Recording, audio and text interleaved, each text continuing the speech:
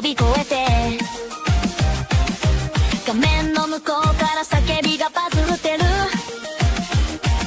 グライミーフランキー歯を見せて笑うGスポットは指先でチャートを切り裂くスマホの光が瞳に火をつけて今夜も始まるよ猿たちの配信準備はいいかって世界に投げてコインの波間を一緒に泳ぐんだアピアピぶち上げるライブジャンプジャンプ月まで届けワンツースリーで勝って打って笑って振り回る夜に未来をつかめアピアピ止まらないバイブス森の電波で夢を回せグライミーフランキーチースポットとクリプトの嵐を今巻き起こせ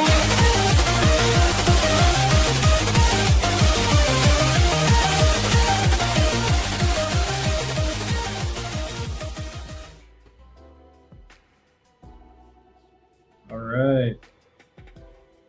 Welcome to the first episode of the Whatever Show.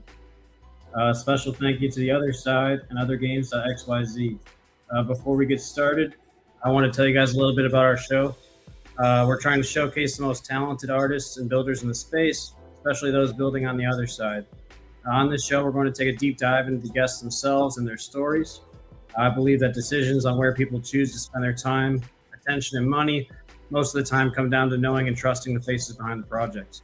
So personally, I'm returning to the space after having my first child, and I know that for newcomers and for people making their way back, building on the other side can look intimidating and hard to get started. There's a lot to get up to speed with, whether you're just trying to play the game, keep up with the lore and events, create your own worlds and experiences, or dive into avatars. So our goal, and I believe with our show, that we can help you get perspective, inspiration, connections, and tips from people who've already done it in the space before and succeeded. So, G-Spot, anything you want to throw in there? No, man, just really happy about starting up the show with you, and I think that the space needs to be able to see, on a simpler term of, how to navigate certain things, whether it be websites or what's going on, certain terminology people use, and just kind of a simplified, version of what they're seeing and what's going on. So I appreciate, you being a part of it and all the speakers, and I'm looking forward to getting started. Yeah. So with that, I'll introduce our first guests. We're super excited to host today. James Hall, head engineer at Yuga Labs and the founder of Gobs and Mintitars collection on ApeChain, and Tropical, who's an environment artist, a world builder, and the host of the Render Pool show. So what I love is, both of these guys are extremely talented, both as developers and artists, but they're coming from different sides of that coin. So that's kind of the theme we're going to explore today here in this first episode, is that whether you're a developer or an artist or just a gamer, there's a place for you on the other side and in the space. So, hey, Tropical and James, how you guys doing? What up? I was gonna say who's gonna speak first, but it looks like Trop is still muted, so I'll say hello right now. Look at this! Look at this, 4 people on cam. Look at this. We're all on camera saying hello. I'm good, man. I'm good. Thanks for having me. Super excited to chit chat with y'all and chop it all up. So yeah, thanks for having me. Of course. Tropical, how you doing?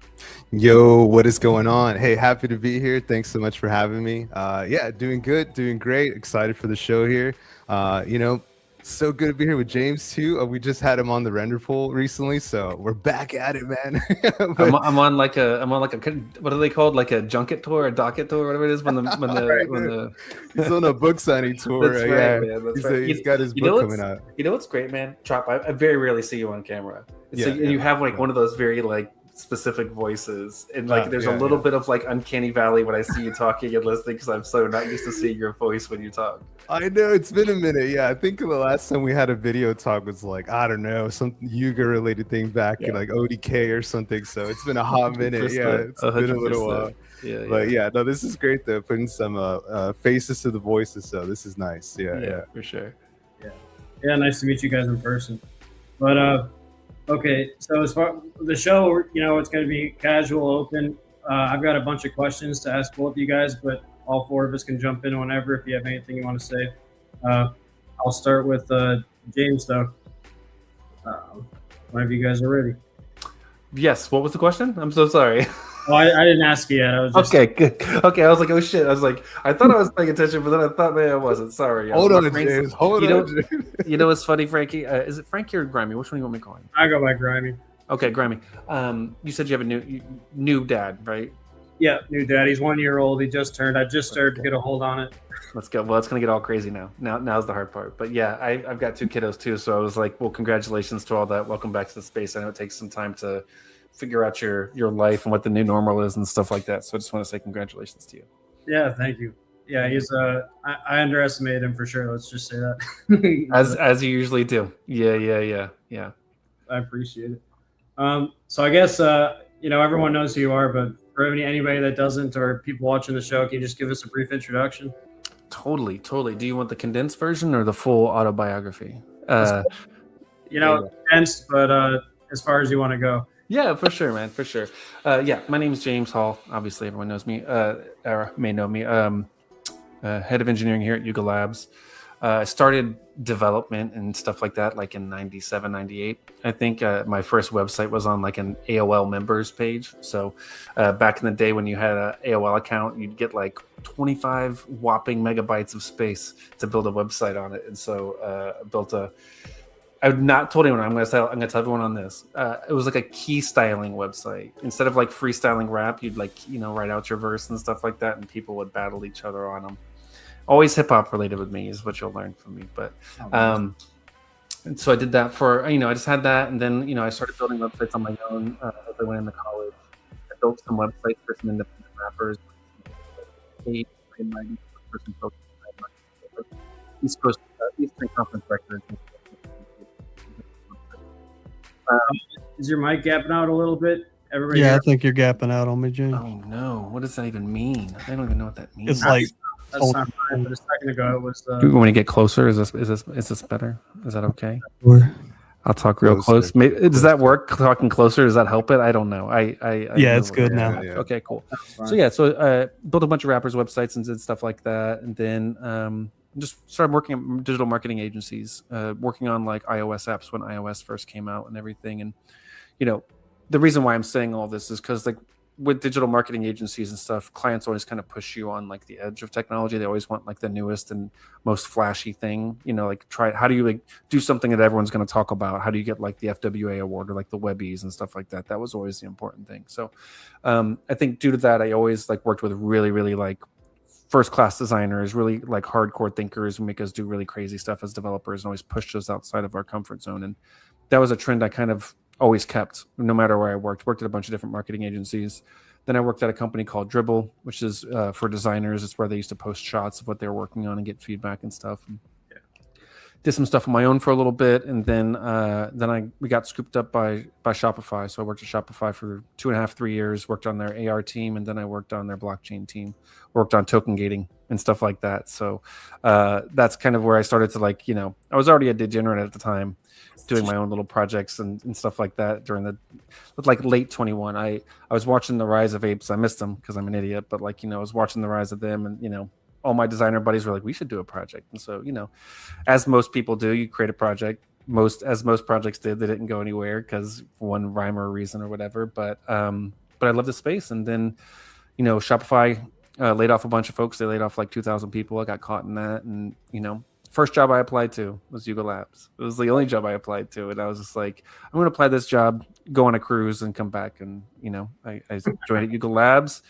Started doing all the stuff that I've been doing now, and we made gobs and mentors, and the rest is history, man. Hopefully that's enough information for everybody. I can give my social and mother's maiden name later if you'd like. Yeah, maybe expiration date, the CVV. Yeah, no, for sure. That's fantastic. But did you say you got your start then from making music video, or not music videos, but websites for rappers? Yeah, I think so, man. I think like that's, it's so funny is it was like right when like Kazaa and LimeWire and all that stuff was first like coming out. So, it was the first way in Napster as well, but it's like the first way you start getting other like music genres, right? Like you start getting all these other like, artists that you've never heard of real easily and stuff. And this dude Cage, I thought his rap style was really good. I was like, there's no website for this dude. I was like, I'm gonna do a website and just put up all the music I can for him. And one day I got an email from him being like, hey, I found your site. Like, let's make this like an official official website. And so I worked with them for like 2.5, 3 years, and that he started working around with dudes like LP and all those dudes like on the independent scene and stuff, and did small websites here and there, little flash like banners and stuff for him, and it was a fun time. We built forums. Back in the day, forums were like the main place to talk before all these social media platforms and stuff. So I still have a very, very soft spot for forums. I think they're like the best place to communicate. I still think they're like amazing, but they're better than Discord, better than Twitter, but no one uses them anymore, I don't think, really. So but music's always been a big thing of mine. I think because I'm a skater, or used to be a skater, like you get skater culture was like the skate videos always have like all the like the crazy different kind of music and stuff like that on it. You know what I mean? Exactly, man. So like music's just always been like a thing. I think as a developer too, we just listen to music and just like vibe and code and stuff like that. So music's always been a big thing of mine. Yeah, I was wondering because you said something about like hip hop's always going to be a thing for you. So like, how has hip hop influenced your work, I guess, and like artistically or dev wise, if it has? Yeah, man. I think for me, it's just I think the one thing it's like helped me with is like not being so humble, and like being a little like, I think, inspired by like how people talk their shit and talk their talk. I think it's helped me be a little bit like, no, I am a good dev and I can talk my shit and I can like talk about, and it's okay to like be like that. And I think I've talked about this on a couple of spaces, as like when I realized my hubris, my pride was like my superpower, and like that's what propels me and makes me want to do better. Like once you learn what those things are, it's better. And I think with hip hop, people always talking shit, always like, oh, we're the best, we're this, we're that. That's why I wanted to work for Yuga. Like I wanted to work for the best, the best company in Web3. Like these are things that are important to me. And I think hip hop honestly kind of is a little bit of that. Like, I can't rap for shit, can't make beats, but I can sure criticize it. Like that's the thing for me. So it's almost like one of those things where I think for me, it's like, I want to make sure I'm always putting out really good stuff. Right. Like, and I think that's the same way like a hip hop artist thinks too, is like, you always want to put out your best work. And so I guess that's like probably like a loose corollary with that. Gotcha. That makes sense. So I guess one of my questions is, so you consider yourself a dev first before an artist? I think so. And this is like an interesting thing because like for me, I don't look at code as art for some reason, but I think it is. But I also like, I get very like, I find like what Trop does is art, like building these environments, like people who like build like like all the designers who build all this amazing stuff, like the people who build the Nexus to make it look what it is. That's art to me. I think my code can be an art and to an extent, but like I don't know, for me I still think art's very visual, so it's the very visual side of it. Now the outputs of code can be art, right? Like this is generative art right here, right? Like that's all. I think there's ways to make code into art, but like I don't know what I do as an artist, even though some people will be like, yeah, dude, you do art stuff, but I don't know. I have to be one of those people that argue that you have to be an artist in some ways here, but yeah. A question is, you could have gone into development a lot of different directions. You said that the only job you applied for was Yuga while you were on this cruise. So like, what made you pursue Web3 in that like artistic direction in the first place? The biggest thing for me was, you kind of like go back to like my history of like always working with digital artists, always working with, when I worked at Dribble, it was all about, designers and stuff. And so for me, like, honestly, like the royalty part for digital art, like made a lot of sense from a Web3 perspective, like when I was talking, to my buddy who's a designer, he was the first person to kind of like talk to me about NFTs. And he was just like, he told me about like, the royalty idea. And I was like, that actually makes a lot of sense, and then once I like dug into it more, I'd already been buying crypto, but I hadn't really like looked into the NFT stuff. I was kind of like, not staying away from it, but it just didn't happen to be in my circles at the time. I think it was because when it really started popping off in like 2021 and all that stuff, I had just had my first kid and he has a heart condition. So I had a lot more like bigger life things to focus on, I think. So I missed a lot of that. But, once I started to dig in more to it, like I was like, yeah, this is like, I already understood about like digital asset ownership, but like just really, really like starting to grok it a little bit more and digging into like the world computer that Ethereum is and all that stuff just started to be very, very interesting to me. And so for me, I was just like, I was absolutely hooked. And like, if you think about like smart contract development and stuff, it's like high stakes coding, really. Like you can make them upgradable now, but like I don't like making upgradable contracts. Obviously we do because like it's important, but like having to make sure all of your code's right, that's kind of like that's like the bragging shit, right? Like you put the stuff out and like, you know, it's getting hundreds of thousands of dollars of money into it potentially, and like you have to withdraw it if anything goes wrong. You have contracts that are out there stuck with millions of dollars in it because the contract was written wrong. So for me, it's like that is still an art form to an extent. But yeah, I think like to me, a lot of it was just seeing all of the really great artists who were kind of working in the space and what kind of fun stuff we could build. Like obviously apes were inspirational. Like I loved like the magic of traits and doing like the randomization and then provenance and like just all of it's very, very fun. And all of it's very, very like forward facing tech, like, you know, bleeding edge tech. And that's always fun stuff to work in, right? Like it's the hard place to work in. It's the frustrating thing to work in, but I think it's the best place to work in.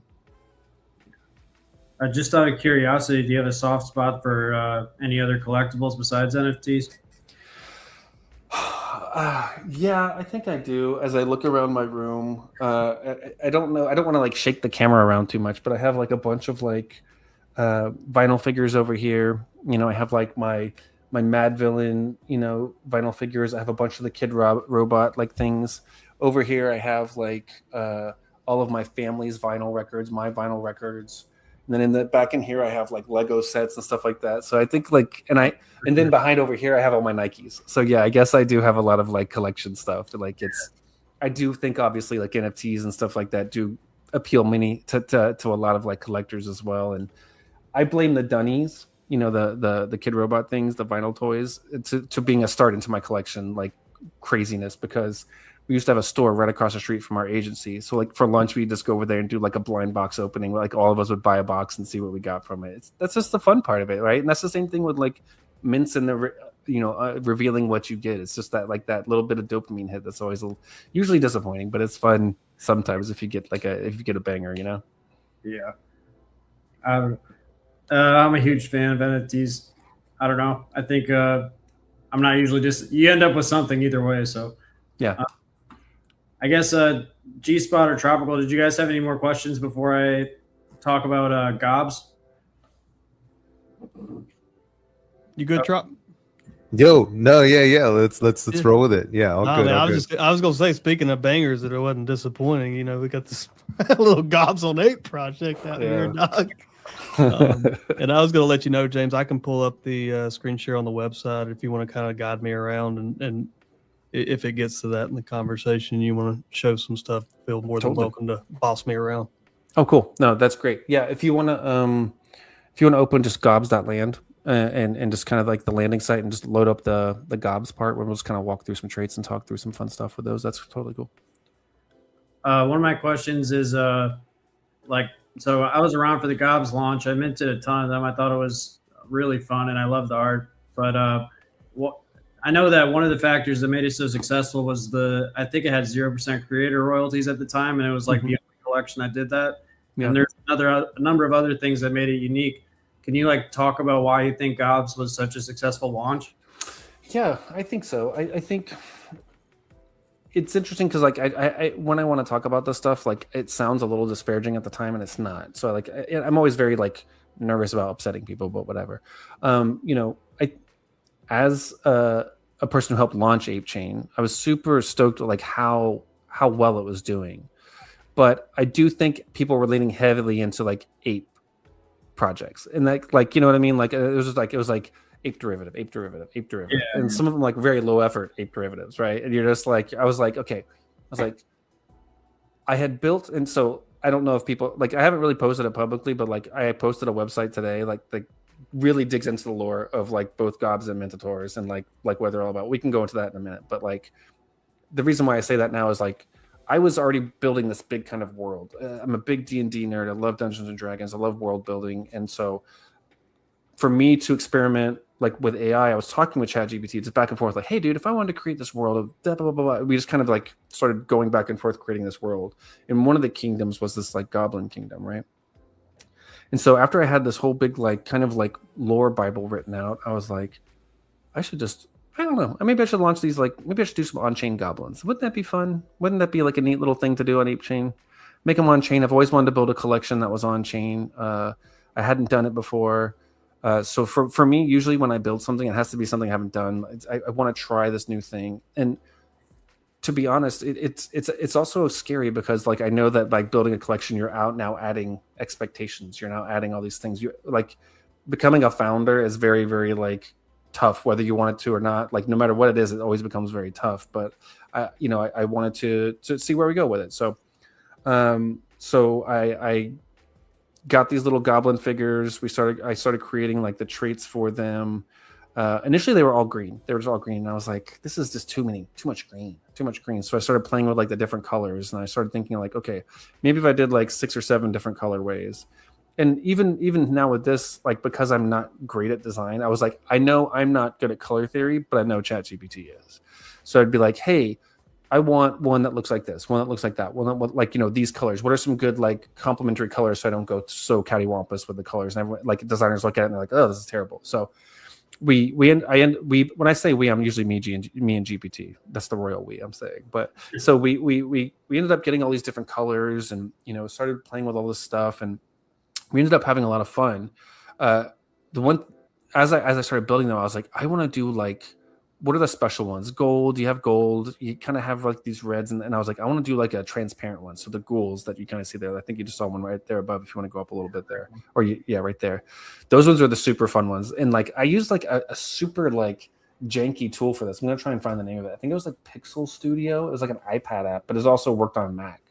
Yeah, it's just called Pixel Studio. And that's what I was goofing off in that thing and like just subtracting. And subtraction is always a fun but yet very hard thing to mess with because you can't ever figure things out the right way. But what do you mean you were subtracting?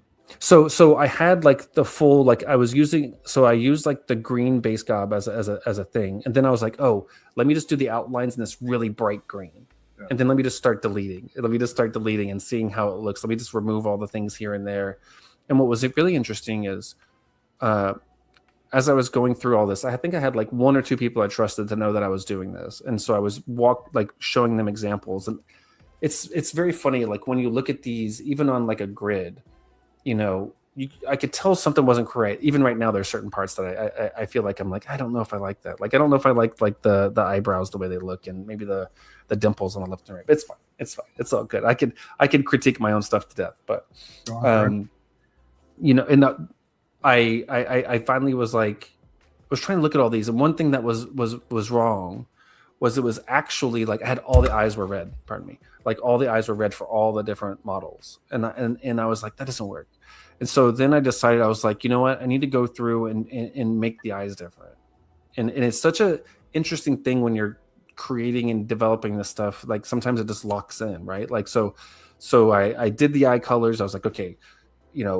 Fire gobs need to have blue eyes, just do all the different colors. And then when I hit the render and it did all the different renders, I was like, oh, now I'm getting onto something. Like now I'm getting onto it. And one thing you'll also notice is like, it's a pretty light collection on traits. There's not a ton of traits. And that's kind of by design as well. I think because they're so simple, they're such simple, like pixelated models. Yeah. I had a couple other things. I had like a ninja suit or like a samurai suit. I had a couple other things like I think I had like a top hat. I just had some other stuff on them, and I was just like, it just looked too busy. And so I subtracted some of my traits, and I finally got to a spot when like I would have it on like a screen where I probably had almost like 100 on at a time, and it finally started to feel like it was breathing, for lack of a better term. It didn't feel like too stuffy. I don't know how else to say it, but like it just felt right. It's a very hard thing, and I have to say, like when I was doing this collection, I don't think I'd ever felt such like in the right zone when building it. I don't know. It was such a weird thing. Like everything was just like flowing so great when I was building it. And what's that? Is it flow state? Yeah, kind of so. It was like, it just like, it wasn't like I couldn't do any wrong, but everything was just going in the right direction. And I reached out to a couple of folks that I wanted them to do traits for me and stuff like that. And I was just like, hey, would you have any interest in doing, a trait or two? And so like Dong Socks did a trait for me. I appreciate him. And then another artist, some people know who it is, but like another artist did like 3 or 4 traits for me. But yeah, like it's fun. I always love involving other folks when I do stuff because like one, I think it's always fun to have a little bit of story where it's like, oh, hey, you have some folks who also helped with this, who did some stuff. And so, it came out really great. I love these dudes. They're all, on chain. Obviously, what's interesting for me is like wild hair, so the guys with the white wild hair, is just like my all-time favorite punk trait. And so like I had to copy that because I was like, can't afford a wild hair punk, but I'm gonna be able to afford a wild hair gob. And now the ones that I want that are wild hair gobs, I can't afford either. So I've got myself into a really weird predicament. So yeah. But yeah, these are the gobs on Ape. You know, like I said, they're all on chain. You know, it was really fun. I could go on for a while, but like, what other questions do you have, or I can happy to just keep babbling about them? Yeah, I just had a few. So yeah. Well, okay, hold on. One I just had that you were talking about 3 seconds ago. Just that I think that's also my favorite punk trait, and I did the same thing when I was picking out my gobs in the beginning. Is like look for one with the white hair. That's right. Aside from that, so you said this is your first NFT collection? It's not. It's not my. No one's like. It's not. And it gets so weird talking about these, and it's not because like I mean I don't mind sharing it. I've never actually publicly really talked about these, but I don't know. I feel like I've been sharing a lot lately. No, it's not like this. Let me look at something real quick. Let me make sure there's nothing. I don't want people going and buying them. That's the big thing. Because like I'm absolutely, you know what I mean? Like right. Let's see here. I'm a whale in his old collection, so get out. He's in here with me, and he's like, I know if I pull this up, G-Spot's on his way. Oh, man, let me see. There's like 25 listed. All right. So, I have 2 collections. I have a few collections. Everyone knows Creative Commoners. It's one that that's one I created with my buddy MVT. His name's Michael. He goes by MVT. We've done quite a few collections together, to be honest with you. The first one I've ever done is one that's actually not been minted out. I'm not going to share that one. Some people know where it's at. If people find it one day, cool. But like, I don't want to. That one I can't change the price or anything, and it's like 0.1. I think it's like 0.1 ETH or something like that. So I'm like, it feels a little high, and I don't know. I don't want people going to buy that. So, but I did that one as like preparation for this bigger one that I don't think I mind sharing it because like just don't go buying them. And whatever. I'm already in it. So it was called Down to Earth, and it was very much like I was a big fan of Invisible Friends, and I loved like the 3D looping. And my buddy MVT is an amazing like motion graphics guy, and so we're very like hippy dippy. We love hiking and things like that. So we're like, let's make some fun little like earthlings that have different traits and stuff like that. And with the revenue or the royalties, we can we'll donate it to like do good places, which is what we did. We didn't make a ton of money. We made, what's our total volume is 1.8 ETH. That's the total volume, right? So it's not nothing. It's not really anything. It was more or less us just trying to learn things. And so we made those, and it was a good time. Like we had a fun Discord. We did all that stuff. This was like, we launched ours in January of 22, right when everything started collapsing. And so it was good. It was fun.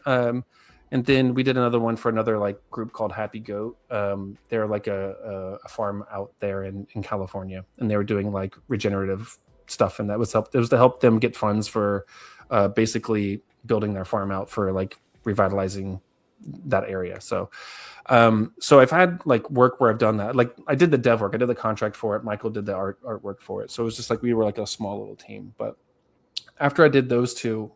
The one that will not be named, Down to Earth, I did Creative Commoners because this was like right after Moonbirds did their CCO thing, and I was like, this would just be funny. And like me and him wanted to see how fast we could bang out just a simple collection, so we did it like in 4 hours. We were just testing. We were testing our speed and how fast we could get something out. And so we did that one, and then I took a break, and I was like, okay, cool. I'm just gonna chill out for a while, be a community member at all these other places and stuff, and so. I didn't really do anything until this popped up. I did like some small things where if people needed contracts and stuff, I would write it for them and things like that, but nothing major. And then I finally got the want to do this again, and for some reason I was just super inspired to do it, and yeah, that's kind of where we're at from that. Being developer first, what kind of like hurdles did you face launching gobs? Yeah, I had a big one. A big, like, it kind of fell on my face on the second mint here. So what was really interesting, and I forget why it had to go into 2 days. That's how my brain works. Like I remember, like I think maybe I was holding some back for some reason, or I didn't do the math right. Anyways, for some reason I had extras left over. Maybe collections didn't mint them out or something like that, and so I had like a second half of a mint. It was like there's only like maybe like 200 left or something like that, and because it was already like blowing up and like it kind of got the attention that it did and it got how big it was. Like I was on, what was I on? I forget the name of the company already. But like I was using them for some sort of infra, and it got like 429 because everyone was slamming my site. And 429 for folks who don't know just means like it's too many requests. And so like it was basically just like, hey, we're shutting down your service because you're hammering our APIs too much. Yeah, it's a champagne problem is what we call it, right? It's a champagne problem. It's like, oh, bummer, you're doing so well, you're outside your means. But the problem was the provider didn't really like have like a quick update, like just throw money at the problem button, like, hey, charge me more, I don't care, just open it back up. So it was like, hey, contact sales, and this is like also like at 9:00 at night, and so like I'm like, no one's gonna be around at 9:00 at night. And then I think crypto bullies like was like, hey, you guys can mint from the contract and something. So everyone just eventually this like kind of funneled through and started like minting from the contract, doing it the way like it still checked for collections the way I did like the scoreboard stuff. It still did that, but as long as you had the right assets in the wallet, it would work fine. So everyone kind of did that, and before I knew it, it sold out. So that crisis was averted after too long. Because I was like, hey, I think I got to fix it. Everyone's like, it's sold out, dude. You did it. I was like, oh, cool. It was minted out. So I think there's always going to be something, and like, and there's also like, because my traits and how they were all going to be rendered was on chain, I could have updated it, but I was like, cool, this looks all good. Let me set it and forget it. But I forget which goblin. There's a few goblins out there that have like an extra, like a pixel.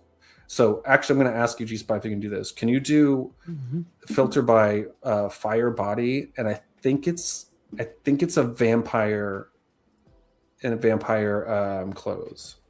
Should be towards the end there. Yeah, you can see it. You see a red pixel for all these little effers right there. I missed. The shoulder.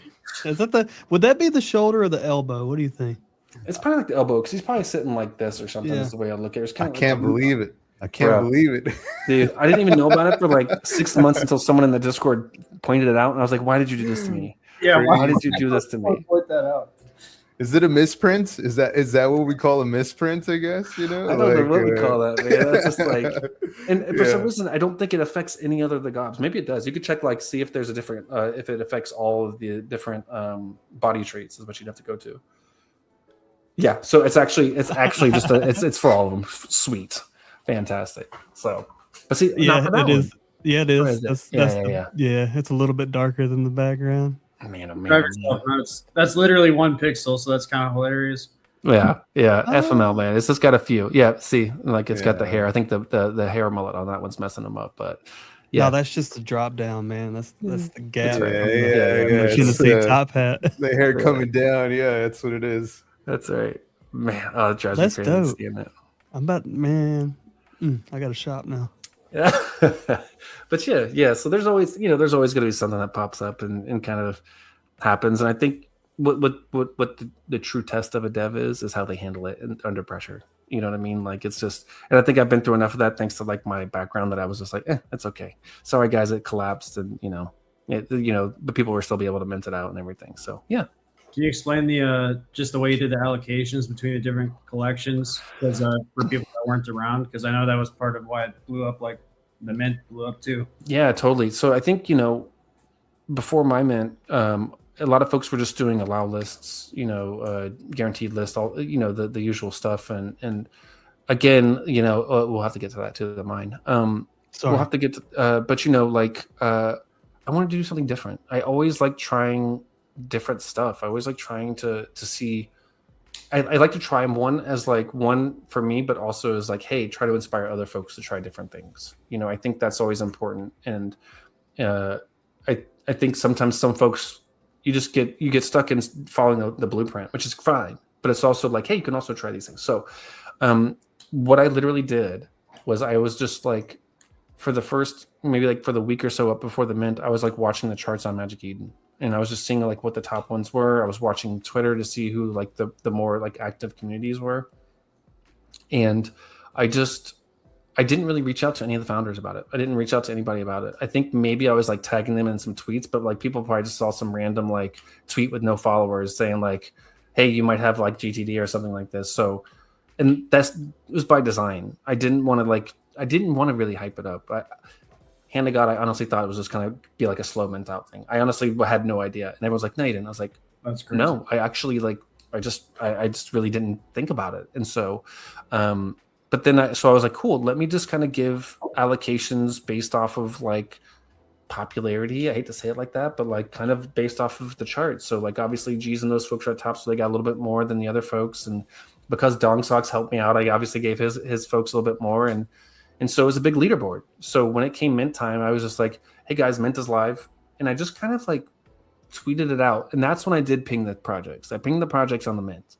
And I was like, hey, you guys can come and get your free ones. You guys have a certain allotment. And the funniest thing was, I think it was Dong Socks or maybe it was someone else, but someone reached out to me and was like, hey, our allocation's like used up. I was like, what? I was like, no, because I was checking like on the contract, you could see how many were left. And I was like, no, dude, it says 0. I was like, no one's minted them yet. And I was like, wait, no. That means how many are left? And I started looking through the collections. And I saw all of them were like at 0. I was like, holy shit, this thing is ripping. I was like, oh my God. Because like, I was like in bed. My wife, I think, was pregnant or sick or something. So I was just like, I had like tweeted that and was like, okay, goodbye, good night, go to bed. And I would check it every once in a while on Twitter. Like that, hand to God, that's what I was doing.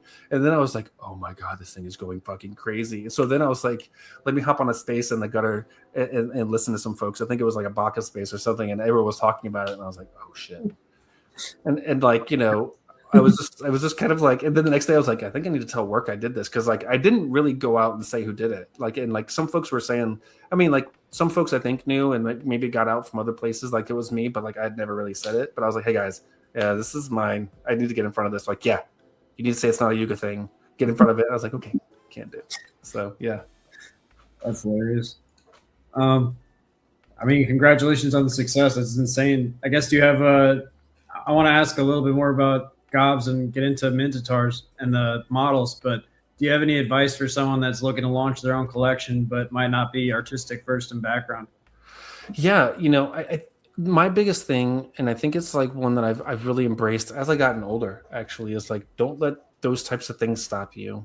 It sounds really weird, but like I think I even posted about this, is like, honestly, you can kind of like, you can use Fiverr. Like, it's not a bad word. Like, I'm sorry. Like, if it's Fiverr, use Fiverr. Use something to get you past the hump. Get something that helps you get somewhere.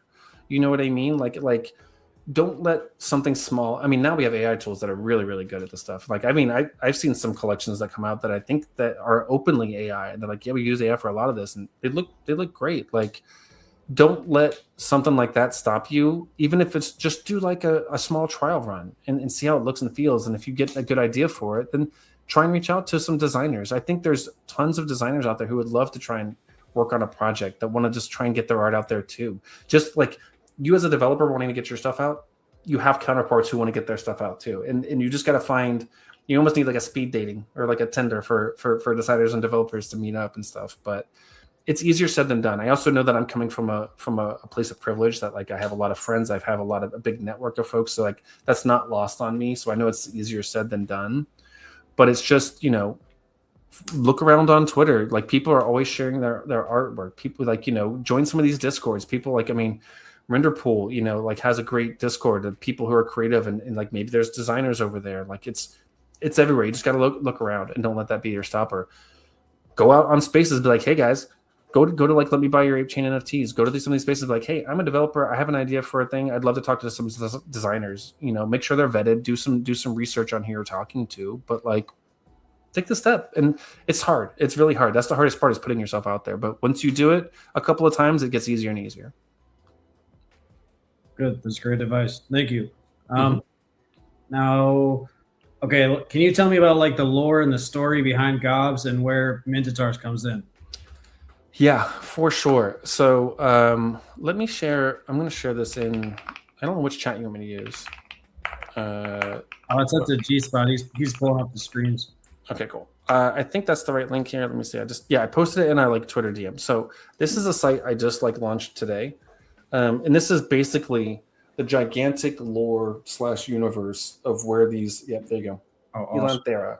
So I launched this today. This is something I built a long time ago, and I've been making updates. I've never really shared it out except for a couple of people, just to kind of show them with this. So in this gigantic world that I have, there's 6 kingdoms, right?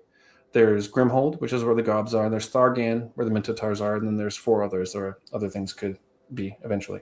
And so for me, it's like I made this massive world with a really big, cool, fun backstory that I enjoyed.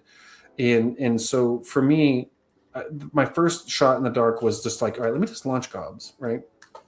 I did have this like massive main idea of like, what if I had a bunch of collections? And I mentioned this on RenderPool. Is like, what if I have a bunch of collections that people can collect, and these are their D&D characters? These like they can start to be like, oh, like I'm the wild-haired gob with rainbow blood, so this character is a certain blah blah blah blah blah, and then someone else joins as their Minotaur, who's like the tank of the party, and then other folks join from the other things if they ever came out or whatever. It's like I had this and like they could create campaigns and adventures. Like even with AI now, it's so much more advanced. This was way before like AI got where it's at now. But like I thought of this was like, what if you even did like a Discord, massive Discord, and like different categories are the kingdoms with different places, and people could build like it got too complicated. Maybe it's too complicated. I don't know. But like this is the whole thing. So for me, I was like, I introduced gobs, and like I was like, cool. Like how do I introduce like the Minotaurs? Because like after I launched gobs, my buddy MVT, who I've done work with before in the past, does amazing pixel art. He was like, dude, why didn't you tell me about gobs? I would have helped. I was like, I don't know. I didn't want to bother you, man. It was kind of a quiet thing. I was just kind of like in my shit. I was just kind of doing my stuff. He's like, you want to do another one? I was like, with you? Of course I do, buddy. Hell yeah. And so I was like, I got a perfect idea. Minotaurs. Big dudes. Like massive, like almost fill the entire square, still on chain. But what can I do differently? Oh, they can battle. They can shave their beard. Like just do something really small, but like it's new for me. It's like still on chain, but you're doing these things that can affect your thing, and like they grow back over time based off of like block time. Like what kind of fun stuff can I do? So for me, it was like development challenge. I've never done like a game type thing with like stats and things like that. So I wanted to really do that. And so I used, if you click into Thargon for me, like this stuff was already kind of written. I've already had this stuff written before I even dropped Minotaurs. And so like if you scroll down, you see that there's already like the Colosseum, the Stonewatch Outpost. These are things I mentioned in the Twitter threads when I was talking about the stories and stuff like that. Like the main sentinel is always standing up on Stonewatch, watching down at the goblins of Grimhold. These are the same names. If you look at the names at the bottom here, these notable figures, like Torak, Lyra, and then the other one below there, they're like, these are the same names I used in the actual like tweets and stuff like that when I was building these stories. People didn't know this existed, but it did. And so for me, I was just like, now I'm like building this story and trying to build up this stuff, right? Like, so Colosseum already existed. Like this was my framework of building this world that I wanted to like have fun in. And so for me now, it's just like the muse was speaking. And so I was like building this stuff. And so for me, it's like, just how do I, as like the game master, the dungeon master, whatever, how do I spin this yarn for folks to enjoy, honestly? Yeah, I mean, this is incredible, honestly, the detail here. And also, I noticed the Thargon, I saw a post from the Minotaurs that you purchased another deed. Is there anything else about that, or are we still teasing?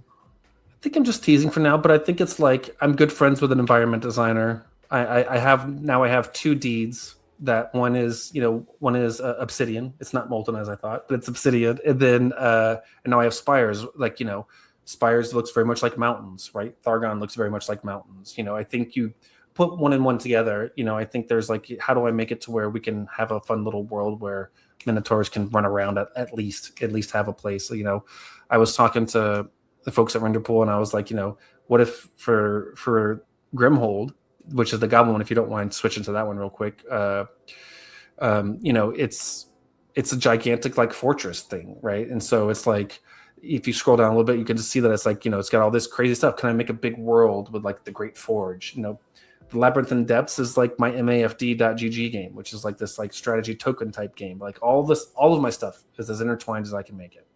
And so for me, I just get excited to kind of keep building this stuff. So it's like, it may not have like a lot to do, but why not? It's fun to be a tourist and go look at stuff and be like, oh, cool, this is part of that world. And maybe there's stuff on it, maybe there's not. But I feel no pressure. I feel no pressure to do any of this stuff, to be honest with you. And that's what makes it like an unlocker for me. Like, this is what I do in my free time. That's probably why it's such fantastic art. Yeah. Well, all this art, man, to be honest with you, this is all Midjourney. And like, I don't mind. I mean, I don't, free. yeah, I appreciate that. Yeah.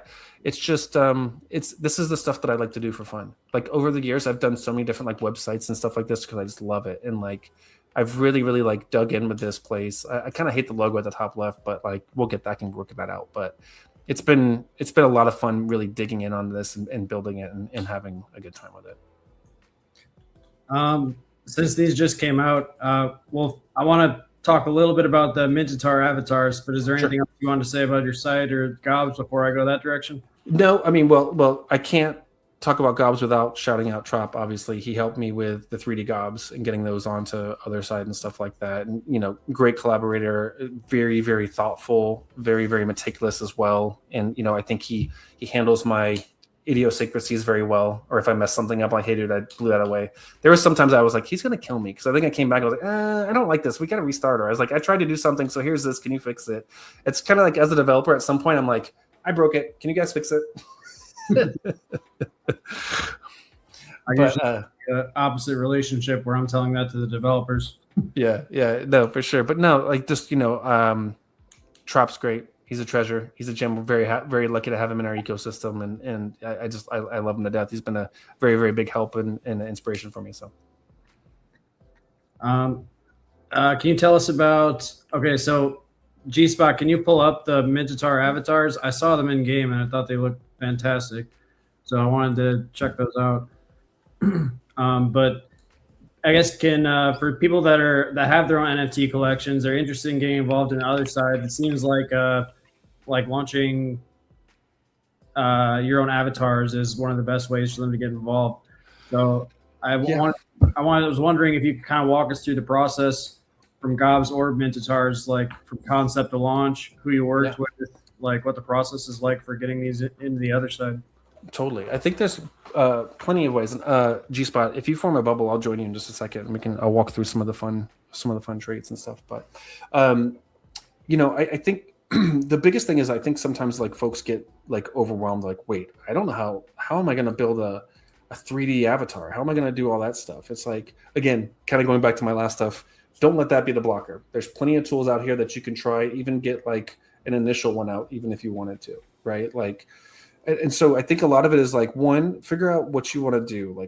Like, do you just want to have a single one? And in my opinion, if you don't have folks, if you're not sure about like who, whether or not your collection would even like enjoy being on the other side, go with a single one. Just build, like, if you have like your base character or whatever it is, like, you know, BAYC has Curtis, like all these folks have like a specific one that's kind of like the main mascot of your collection. Use, you know, Directive Creator built a really cool AI tool that really helps with some of that stuff, even just coming from images and things like that. And I'm sure there's plenty of other tools that I'm forgetting about, but you know, you can. What's the name of Directive Creator tools for people to check out? I think it's called Sideload. Was it sideload.gg? I think that's what it's called. Something like that. Yeah, that sounds right. And G-Spot, I just try to get in your bubble, just so you know. Gotcha. Yep. And so, you know, you can do a couple of those with just a couple of images and stuff like that. And you can kind of get like a working model that's actually already rigged and everything, which is really, really great. You know, so let's either reach out to, you know, you do it through Sideload, talk to Rita, talk to Haifa. I think you talk to Bongas. There's quite a few like folks in the community who are happy to help with this, right? And you can reach out to them and they'll walk you through the process. You know, with me, I took a little bit of a different direction. I was like, I don't know how to do Blender. I don't know how to do this, but I'm going to learn. God damn it!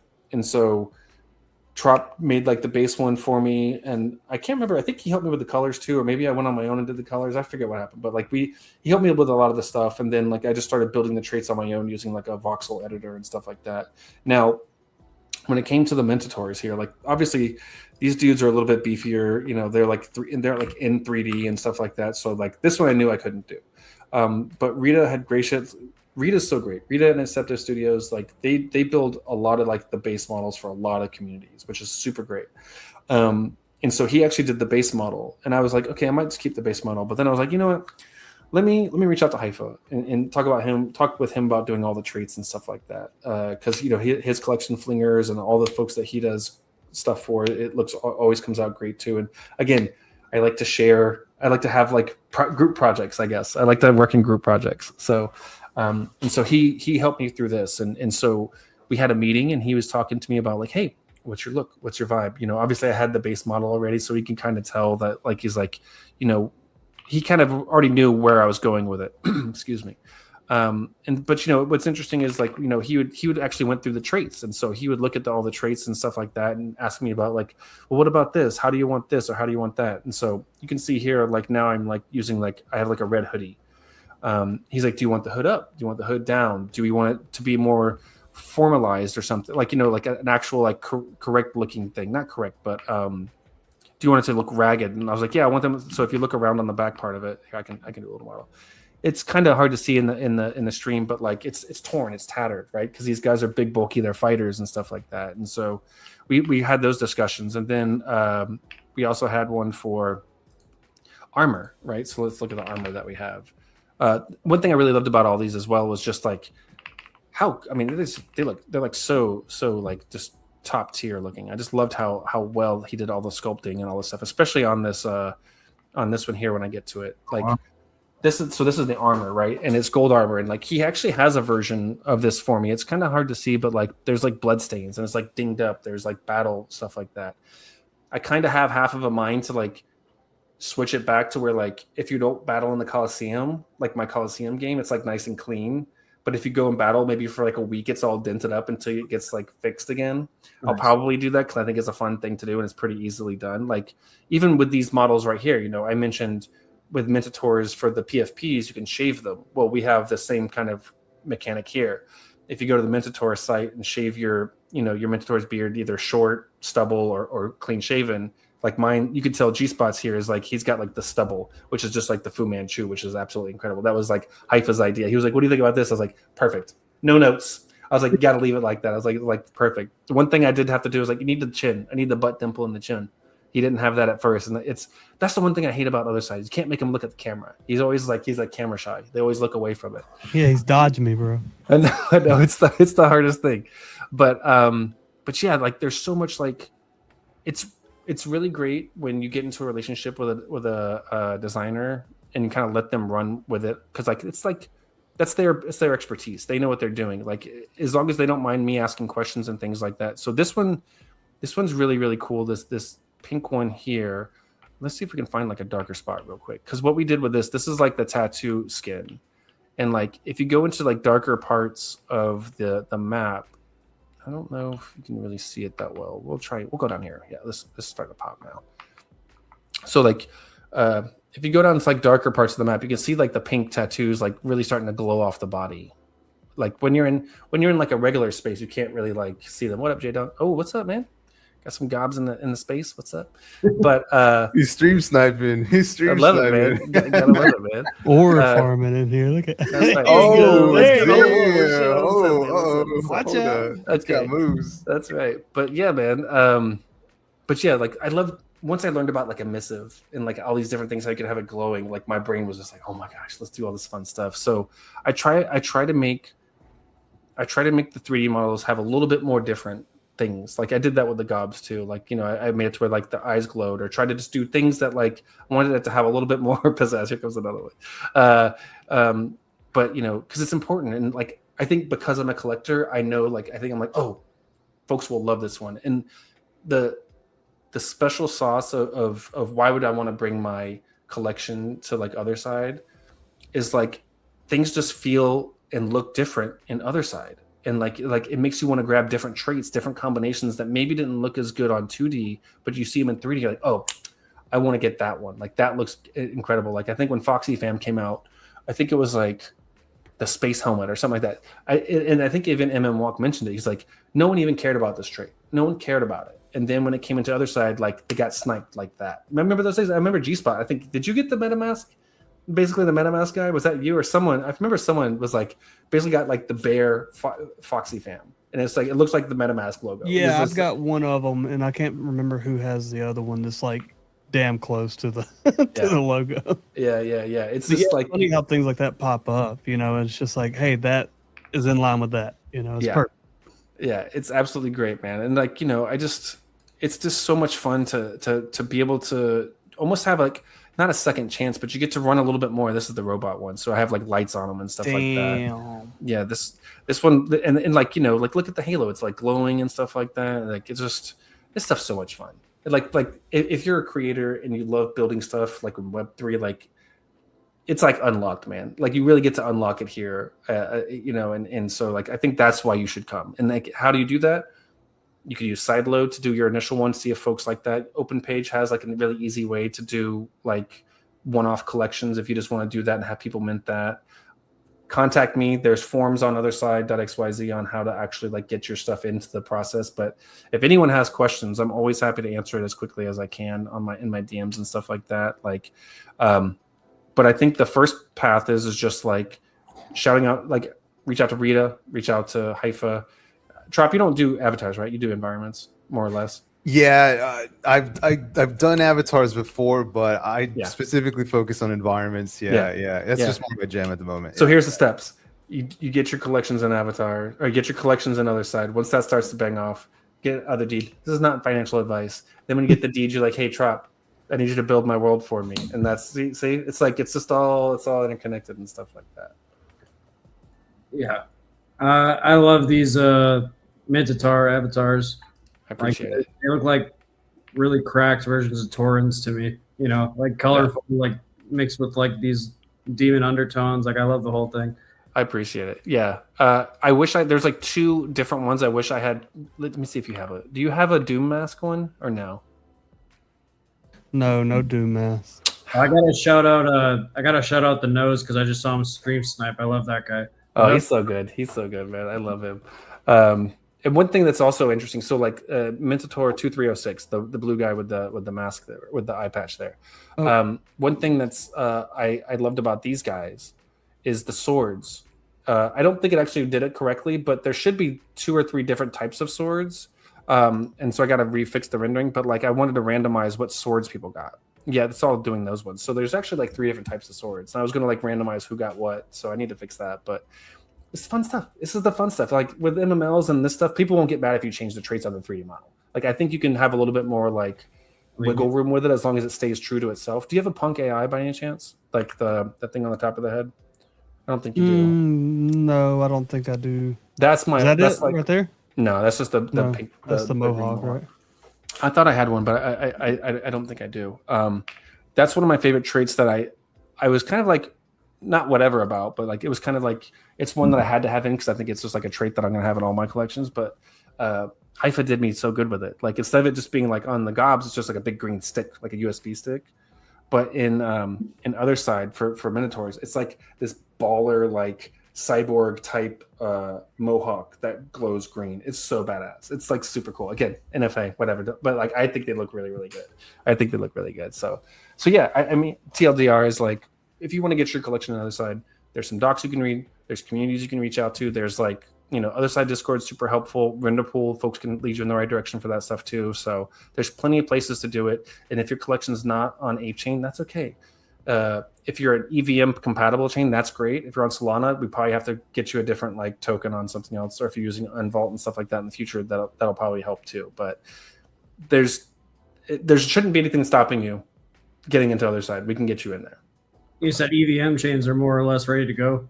Yeah, because all we have to we support almost all the EVM chains, and if we don't have it in there, we can get it on there pretty simple. As long as it's not like some random one-off one that we've not really like heard of. Like if we can get the RPC and make it like if we can like index the chain and track change like ownership things and stuff like that, we can usually get it in there.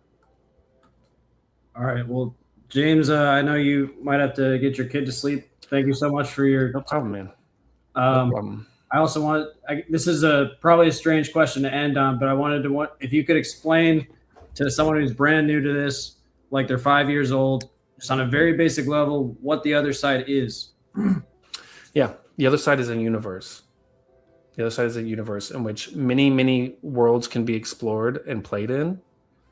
and it's just starting to scratch the surface. So, the one thing it's like, I'm going to go into a long rant because that's just what I do. So a 5-year-old would already be like playing with their toys and stuff. So like basically you just say it's a really big world where you can play with your friends.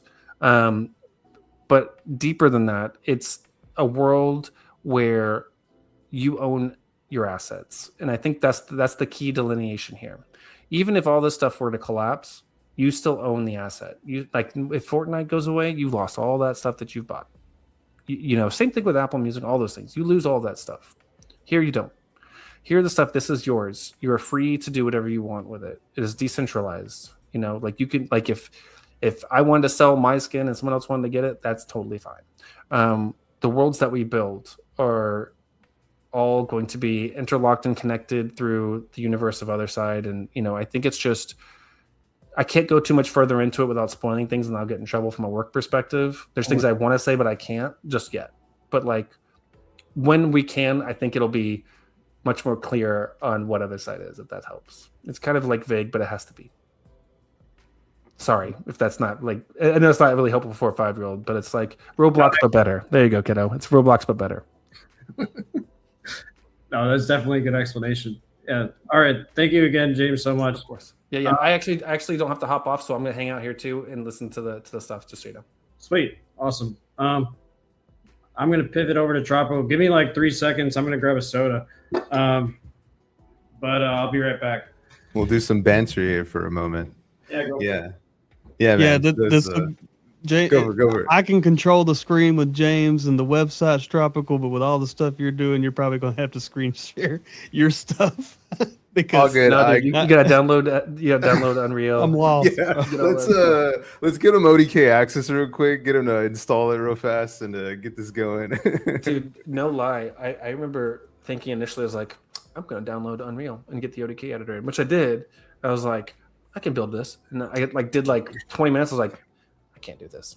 This is not me. This is deep. This is some deep tech here, and I this is not something you can pick up and try and you probably could. You could, but my bandwidth wouldn't allow it. So yeah. It's another world, but I mean, you got to be a nerd for it already. You know what I'm saying? And once you're a nerd for it already, it's just kind of it falls into place. But everybody's a nerd for their own thing, though. You know what I'm saying? So you guys had a PlayStation 1 collection, I heard yesterday. Yeah. Maybe. Yeah, they're at the same thing. Yeah, I was gonna ask you some questions about that later, but what's your favorite game you're playing on it? It's weird. I don't seem like it, but I'm a big horror fan. So I love the original Silent Hill, Resident Evils. I love adventure games like that that have really cryptic, storytelling and just make you really give you gut reactions to things, because old games are really raw like that, with the jump scares or just the storytelling and the narrative. It's all very raw. But on the flip side, man, there's something about old PlayStation racing games that hit on another level. The music, you know what I'm saying? It's it's UK drum and bass, breakbeat type stuff. Oh man, I love all that Y2K aesthetics and stuff as well. Obviously the render pool, the name and the aesthetics that I have for the render pool kind of come from this sort of Y2K-ish, kind of a style. So I was really big into the vaporwave scene for a while, music wise and art wise. So I mean, my name Tropical Virtual it came from my whole time in the vaporwave scene, because I was actually doing artwork and music videos for musicians within the vaporwave scene. So PlayStation 1 games have a soft spot and a sweet spot in my heart, just because the aesthetics horror stuff is just on another level. It's super fun. Just racing games and gravity racers, they call them anti-gravity racers. There's a little scene about that. I don't know, maybe some of you are maybe familiar with it, but some of the early ones are F-Zero X, you know what I mean? I was about to say, does F-Zero fall into that? Because dude, that was my goated Super Nintendo game. Dude, What was your character in the SNES one or whatever one you played? Man, I can't even remember. I'm gonna be honest with you. My dude was the big pink one. My dude was the big pink guy, whatever he was. Not Captain Falcon. Everyone played Captain Falcon. Captain Falcon, yeah. It's been a minute since I played the F-Zero games, but like anti-gravity racers like that are super, super fun. When I actually got first into ODK, that's what I wanted to build. And they're like, well, we don't have vehicles just yet, but version 10 of ODK, it has a vehicle system unlocked. So really looking forward to that. But yeah, anyways, PlayStation 1 games are very near and dear to me because of the aesthetics, styles, and music. It's just so many good vibes all around. Such great music has been written too. A big one I love is Parasite Eve, which is another horror game. Not as popular as like Resident Evil and stuff, but fun fact, it was actually supposed to be a Final Fantasy game. No way. But so they had the core system of the game for a new Final Fantasy. What game was this? I have to refocus. And Parasite Eve is the game. So they created a system for Final Fantasy, and what ended up happening was that they kind of were scrapping the game. But this guy had read a book called Parasite Eve that was by this author in Japan about this, like, the mitochondria in our blood cells was like multiplying and would mutate us, and we turn into crazy beings and stuff. And so he read this book, was so moved by it that he wrote a game designed around this book. And the company was like, nah, Squaresoft at the time was like, nah, this is too crazy. And so he ended up taking the Final Fantasy mechanics and applied this game on top. And it just kind of hit. And they said, all right, well, let's go for it. So it's an RPG set in downtown New York City. And you play this girl named Aya Brea, and she's a police officer with the NYPD. And she's set to try to solve this this riddle, this thing going on about why people are suddenly mutating and transforming, turning into monsters and running downtown and scaring the shit out of everybody. And young me was just like, whoa, I loved how serious it was, how mature the story was. It was based on like reality in a way, like this might be possible or something in a sort of weird way. It just blew my mind, and it just was so much more entertaining to me. Like, I love Final Fantasy as well, but the grittiness and the plausibility, the reality of it that Parasite Eve had just like took me to another level of just like, and also had really badass music too, because it also had drum and bass and really kind of techno-y music in the background. I'm serious. I'll put on the soundtrack to Parasite Eve every now and then when I'm working, and it's just like bangers on there. But anyways, now we're talking about PlayStation 1 games. But it's okay. I'm glad I asked, at least, because I'm having a crisis because I ran out of Final Fantasy games to play. So I got to try Parasite Eve. All right. So let's start from the beginning here. Can you tell us a little bit about yourself, Tropical, for someone that doesn't know who you are at all? Yeah. So I'm a 3D artist. I've been doing 3D art and game development for I don't know, like maybe 10 years now. I was a traditional artist though most of my life. I thought I was going to be like a painter. I was doing like oil painting, and I was even a printmaking major for a while, for like what the hell is printmaking. But printmaking is like just a really intensive form of artwork where you like do linoleum cutting, lithography, where you're like, etching on stone and stuff with like a grease pencil and like acidic chemicals like burn into the stone. It's like old school, printing press type stuff. I just like the really rugged nature of it and how difficult it is. And like, I don't know, it just really turned me on to like how much process there was just to get a single piece of artwork out, And I think that's probably one of the reasons why I like 3D art, is because it's such a grueling process that's not so romantic. And then suddenly you get a piece of artwork in the end. And so, for me, I was just like really passionate about process. So I was just trying all kinds of artwork. I fell into digital art shortly after doing traditional art for so long. I was working in galleries. I was hanging artwork. You know what I mean? I was like working in studios, doing paintings and doing shows. But I found digital art and I really got into it. So I was doing like vector art, I found Illustrator and Photoshop, and then I started doing photo editing and photography and stuff, and really just kind of started just going to this digital route. And then at some point I started getting into the sort of like cyberpunk aesthetics because the real digital nature of like digital art, you know?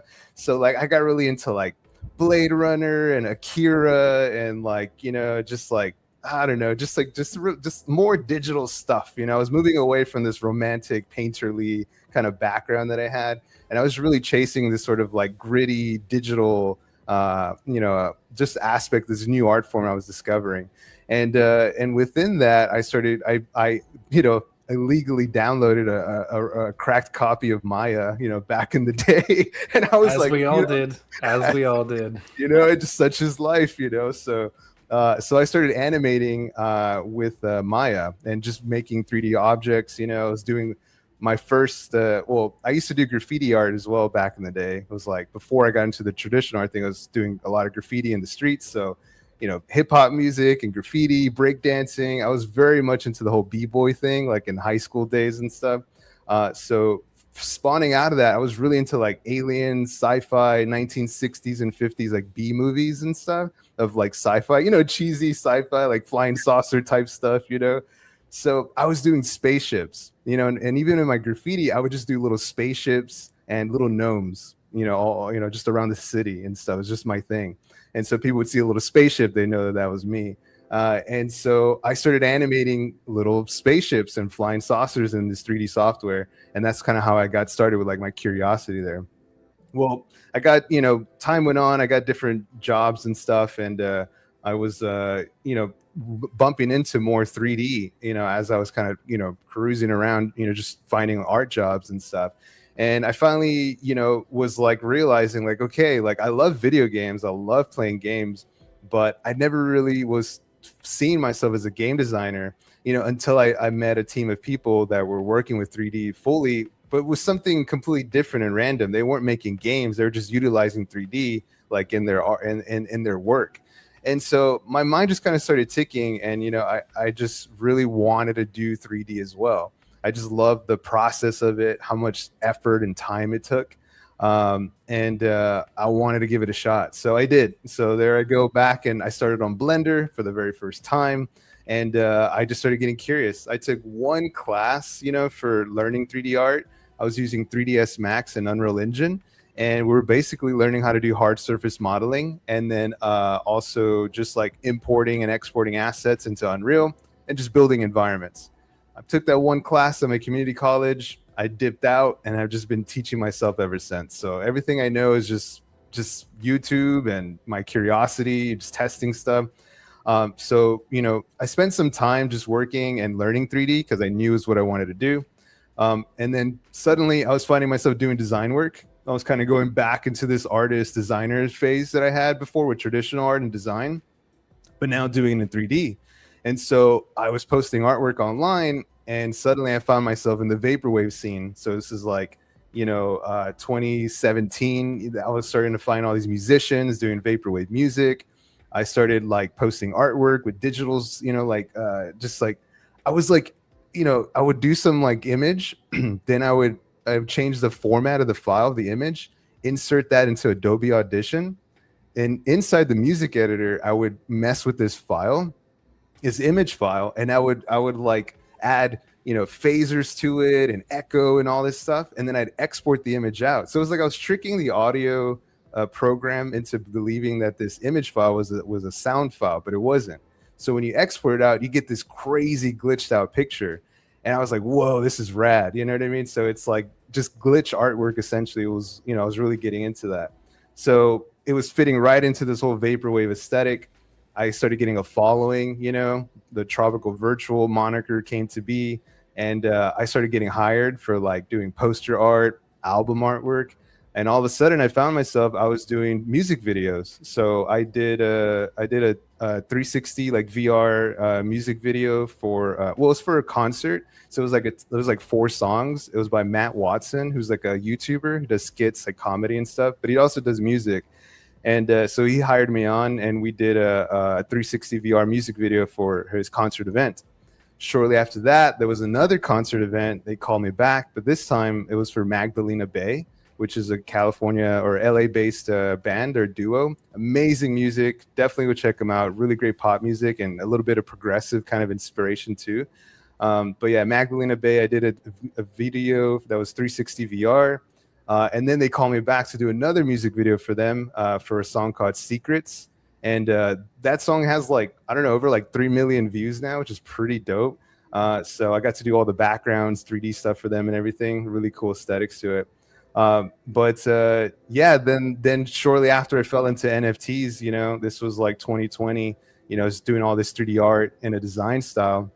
But you know, doing digital art, it's like you're posting online and like you're just kind of spitting like artwork into the digital wind, as I would call it. You know, you make a piece of cool artwork and it's just like up on, you know, on Instagram or something. And so when someone explained to me NFTs, like they were like, well, you should check this out. Like you're doing digital art, like maybe you could sell it. And I was like, what do you mean? Like, why would I do that? Like, how does that even work? That doesn't make sense to me. But I started researching it, and sure enough, you know, I found Rarible was like one of the first places I found. And I just saw this little community of people just minting small collections, like pieces of 5, 10, 20. And I was like, okay, I could just make some little things and put them up there, whatever. And then all of a sudden I got accepted into Super Rare. I was like, whoa, okay. Like I felt like, all right, okay, this is getting serious. So I was like, this is back in the day. Super Rare was like, you know, I had to do like a video of myself. I had to talk about myself. Like they were really like honing in on like who was on their platform. I felt so special, you know? So I minted some pieces. I was doing like really high detail 3D art at the time. And I sold, you know, some pieces, and, you know, I was able to survive this 2020 crash out of the world, you know, like, wow. So yeah. And so, you know, but I never forgot about game development. It was still in the back of my mind, you know, doing 3D art, doing design. I just still really wanted to do games. Well, I found Sandbox. I was like, okay, well, here's game development on the blockchain. You know, it's voxelized. That's okay. I like Minecraft. I'm a big Minecraft fan. No problem. So this is kind of like that. And I did a little. I was part of a game jam. So I built my own game. I submitted it. I didn't win, but people were so impressed with the environment art that I did, that, you know, I had this studio hit me up and they said, hey, like, you built this? And I'm like, yeah. And they're like, you have a team? I'm like, no, just me. And they're like, well, we have a job, like we need an environment artist, and, you know, we have artists to build assets, but we don't have a game designer. And I'm like, all right, well, what are you doing? And he's like, well, we got to get on a call. I was like, all right, I'll jump on a call with you.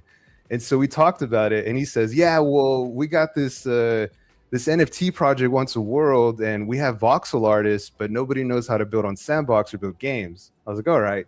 I was like, well, who? And he's like, it's the Bored Apes. And I was like, I'm not too familiar.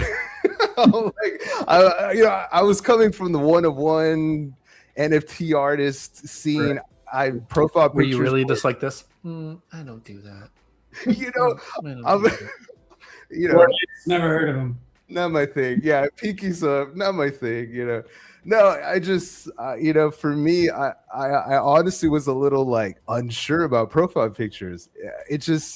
It seemed a little too cultish, maybe at the time. I'm not gonna lie. And now you know it is a cult. It is a cult. I'm here to say, you know, and so it was a little intimidating. I was like, I don't know, like I don't know nothing about this. Like, what am I supposed to say? And I just, but I saw this as an opportunity, and so I said, okay, well, I'm down. Let me look into it some more, you know, let me understand.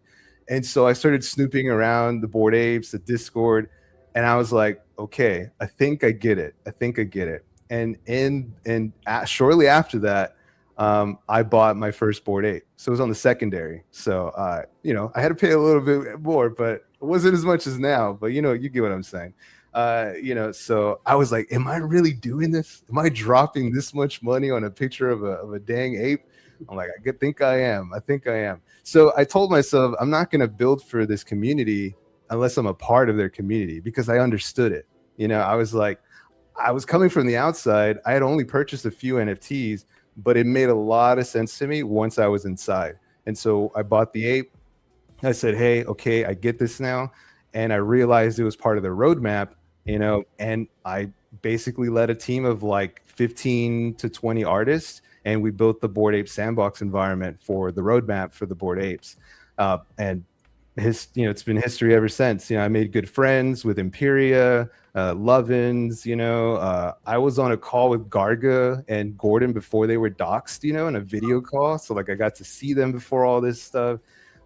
It's been surreal, so yeah. Anyways, that's like kind of my story from doing artwork, being interested in 3D, being a 3D artist, and how I utilize that for like, because I love music too, so it was natural just to work for musicians for a point in time, because I write music as well.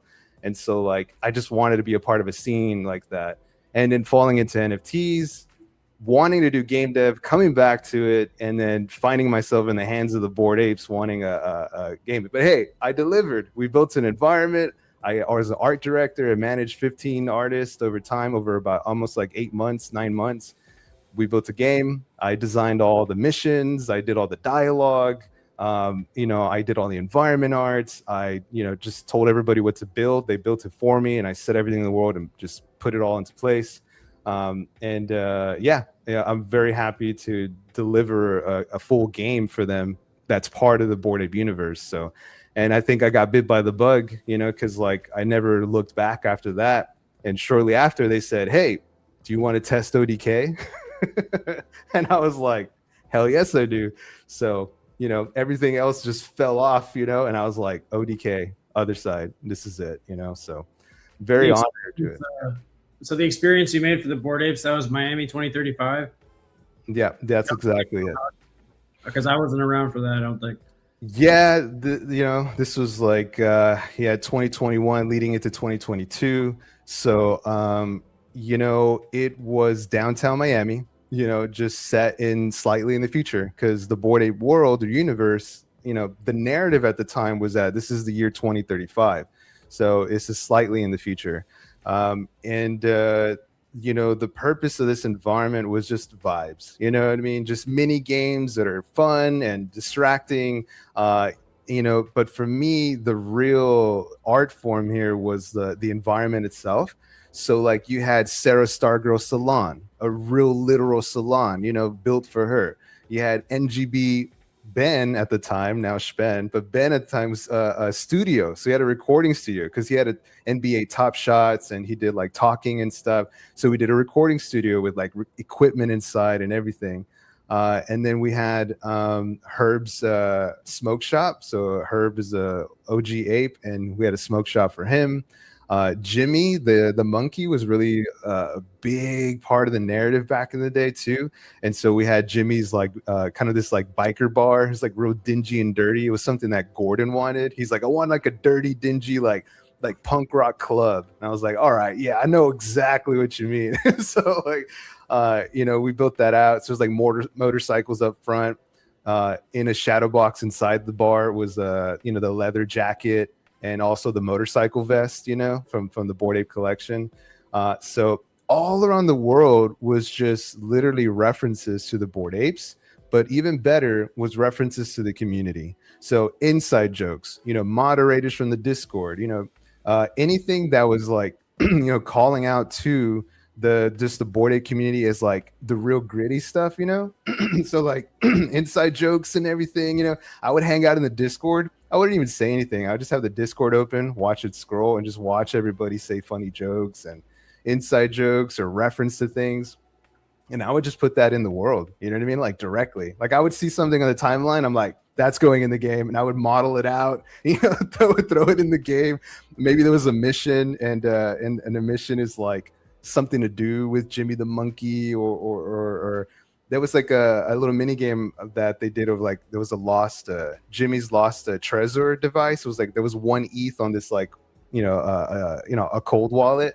That was one of the missions. We included that in there. So yeah, it was just a call out to Miami, a call out to the apes, the culture, and the people. So that was the beauty of it. And then to like jump in game and just see all these apes running around, Grateful was there, Spen, and it was like Freaky Crypto was there. Just all the apes from the community were running around in this build, just it made me, my heart was bursting, you know what I mean? It was like very surreal. was I never wanted to get rid of that feeling, so that's why I'm still chasing this kind of world building thing, because like it was very addicting, and I was very appreciative of it, of the support. And world building is next level. It's like it's writing a story, but I can use 3D art to do it. So yeah, so same way like James takes code and programming and creates these narratives with gobs and mintators, he's like creating this structure, this infrastructure that allows a narrative to be capped on top. Same thing with 3D art. It's like it's cold and rigid in a way, but like the warmth comes from the meaning you put into it. So like, it's just blocks and voxels and stuff, but what it represents and means is all this warmth and reality that comes on top of it. So yeah, 2035 was cool. It was a nice experience to have, and definitely a high. I was been writing for a long time, and so trying to get back to that with the other side and ODK. Absolutely, that's all it is, man. That's all it is. I was just chasing that dopamine hit of that rush. Like, oh, I need that again. I felt the same thing during Apes Come Home.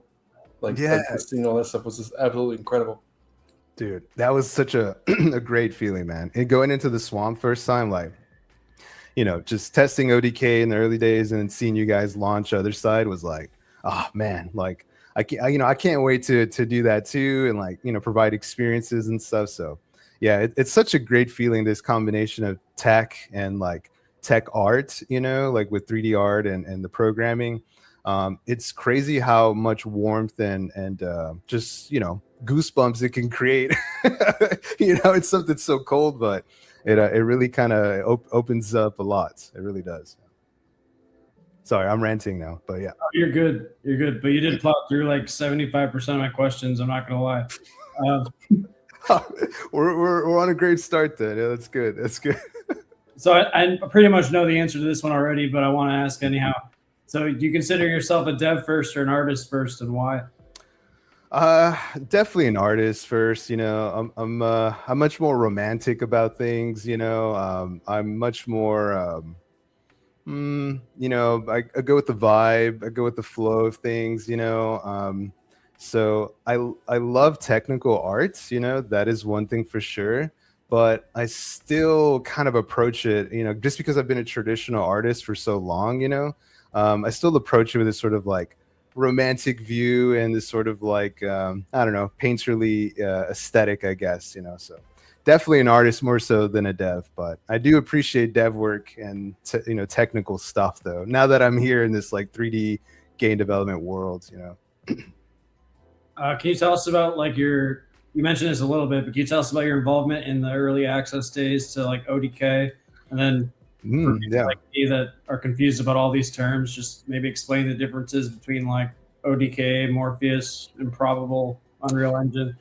Yeah, absolutely. So I was part of an early alpha testing group. So, Other Side team, Yuga team have been, working with Improbable for some time, trying to get this infrastructure going on in this special version of Unreal Engine, and that is called the ODK. And so it's like a unique version of Unreal that's got this like network infrastructure built into it that allows for mass concurrency and mass multiplayer capabilities, right? So that's how we get hundreds, thousands of players in a single game, and so they wanted a small group to come in, take a look, poke around under the hood and just see what it's like how can they had been working on it. Now they're saying, how can you build with it, and can we make it better for you to build on? So it was me, it was Bailey and Rita. And so we were the first testers to come in. So it was 3 of us. And so I spent my time there just like messing with the blueprints and just trying to create game mechanics. I wasn't trying to make a full-on game. That really wasn't the purpose of it.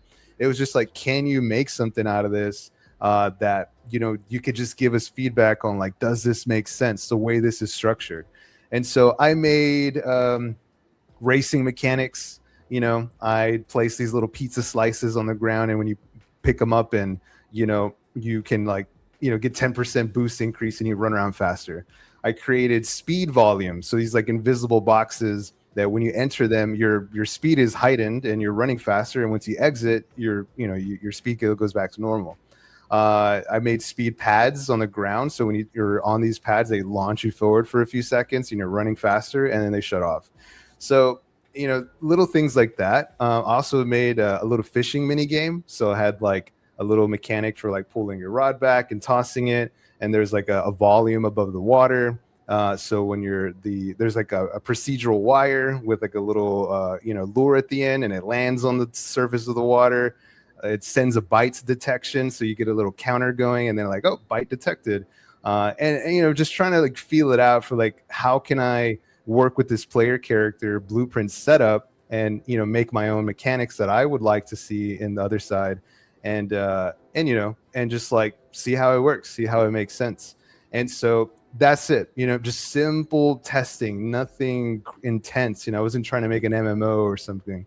It was just like, how can I work with this, give them feedback, and let them know that, hey, this is cool. I can work with this, or let's make this more clear, better. And so that's where we're at today. So now all of a sudden we have a lot more devs who have access with the ODK. And so what me, Rita, and Bailey did in the beginning helped kind of align everything else to like make it smoother and make more sense for people to work with. So again, Improbable was the studio, creating this technology that was built into it. Morpheus, it's what handles all the replication and stuff. Again, mass multiplayer, mass concurrency stuff. And Yugo was like just working with them to create this thing. I mean, if from my understanding now, Yuga has full control, or is gaining full control of all of this. So I mean, it's in their hands now. So it's going to be very different soon, even because like the way everything is structured now, it's not two entities controlling or building this. It's it's all one now. So it's very interesting for me as a developer to hear that. It makes me very excited because it knows that they're doubling down, they're serious about it, and they're cutting this sort of middleman thing where it's like going straight to the development of it. So what exactly did you take control of? Because I heard about this happening, but I didn't really understand it. Yeah, I mean, maybe James can touch more on this in detail, but there's a development team that was at Improbable, right? So Imperium, I believe, is what it was called. And so they were the core developers on the Unreal Engine side, or the ODK side, building out the blueprint setups, the games, for other side and Nexus and Swamp and stuff. So what's going on is that they sort of wanted the developers. So they got the developers from Improbable and brought them in-house to work solely on other side and as a whole, and to continue development for the ODK. So that's what happened there. So at a surface level, from my understanding, so they kind of took control of the dev team is what happened. So now they can push forward and cut out the middleman, like I was saying, and just have like a full team that's like working on this and moving together. So that's the core of what happened. So it started with Improbable, but Yuga pretty much absorbed this dev team to come in and just work on it together with Yuga. So now they are under the same house, essentially. Yeah, that's exactly right. We were kind of working. It was interesting. The way it used to be was we were working with a group called Emporium. I was like, Imperium, I think, is like from a sci-fi. It's from somewhere, but it's Emporium. You're probably right. Yeah, it's Emporium. They were like the content groups. They were creating all the cool content that you guys would see on the weekly basis, like the challenges, all that kind of stuff. That's the stuff they would build. And then there was also like a different group called M2, and they were building like the guts of Morpheus, which is like what allows the mass concurrency engine, and just ODK and things like that. All of like the innards, all the Unreal stuff, right? And it was a fine relationship. It was just tough because like it was almost client service. It's like client, type of client vendor type of situation where like we would ask for something, and like if we wanted to get it fixed, we have to wait because like they had their own roadmap and they had their own stuff of what they wanted to do. And so once the acquisition happens, like, oh, cool. Like Trop said, we're all under one roof. And so now like the main focus is other side. So we are locked the fuck in, which is great. And it's like it's so fun watching all the stuff that's happening now. Cause it's like it's no longer like, hey, what if we want to do this? Like, cool, we'll see if we can get to it. And I was like, cool, yeah, that sounds great. Like, let's make sure we're focusing on that. Like, let's try to get the performance better, try and get these things better. And we can really hone in on like how it feels on the other side and not just like the engine as a whole. So yeah, so it's basically like, it's just unlocked us to move so much more like gracefully and faster. Like, not insanely faster because it's like we're still like learning each other and all that stuff. But I think graceful is the right way to think about it, because like now we're all communicating a lot easier, and like it's not like we're talking to folks who are talking to folks. It's like cool, we're all in the same room now, so it just makes it all run a lot better. Thank you for that explanation. Thank you, James. Tropical, something I talked to you about before we had this meeting that you said you would stand by, and I wanted to ask you about it. You mentioned that you're not as interested in AAA games anymore as you are experiences made by people you know. Can you tell us about that? Yeah. That's exactly right. I mean, I love games. I really do. I'll play AAA games all the time, but there's just been this like new push of indie games lately that is just so much more interesting to me. I played this game, outside of Web3. I played this one game called Schedule One. It's made by one developer, this kid from Australia, and it's just a game about dealing drugs. So you're this like young kid. I don't know. I'm not gonna, whatever. You're just this young person who rents a hotel room or a motel room, and you just got to make ends meet. And you start, selling weed and all kinds of variety of drugs.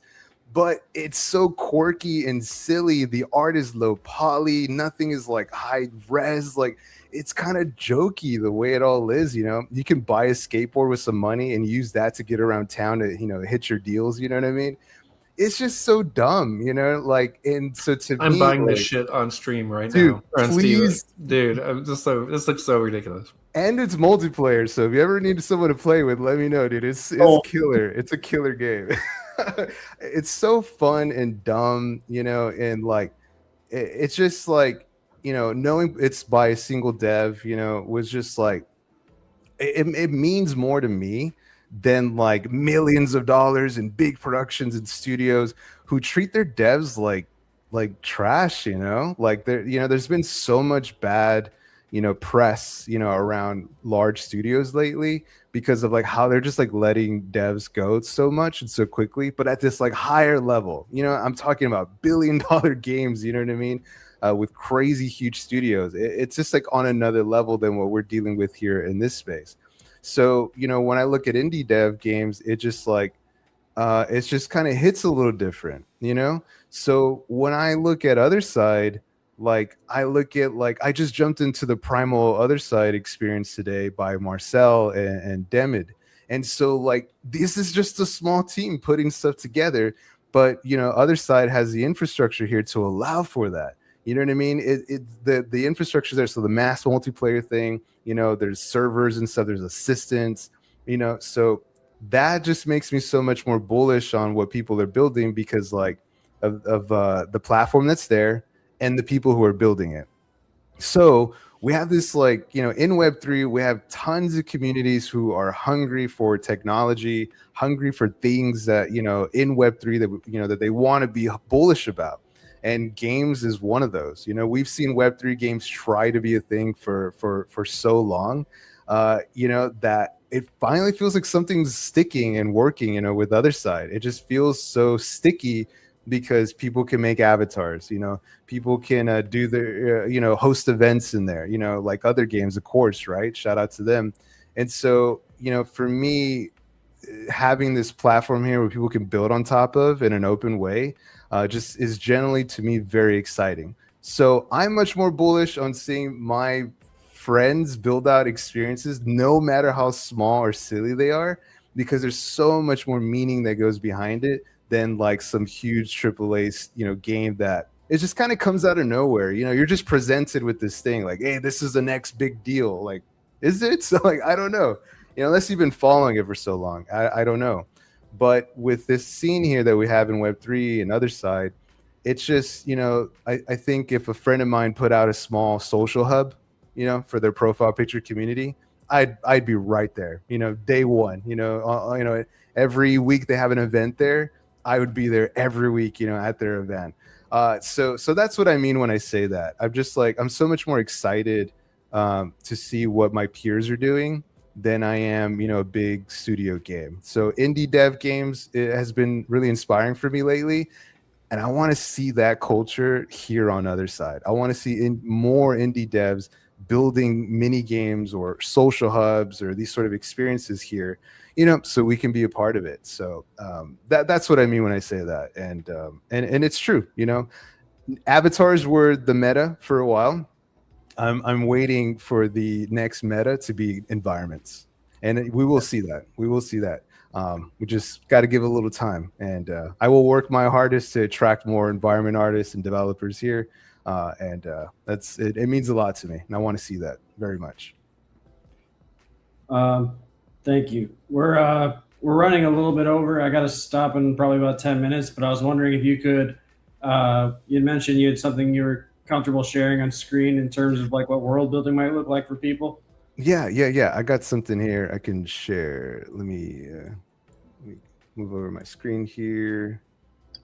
Present, share screen. But thank you guys so much again for being our guests. Like, this is a fantastic conversation. It's great. It's great. I love talking about this stuff, man. So, it's been a while since I've been on any kind of streams or anything. So thanks for inviting me. Yeah, this is great. Good to be here with James. I think between the two of us, this is like really great, interaction back and forth. Speaking on the other side and stuff. So, this is awesome. Thanks for setting this up, guys. This is great. It really shows you how expansive the other side is too, with like how different the things you guys are both working on within it.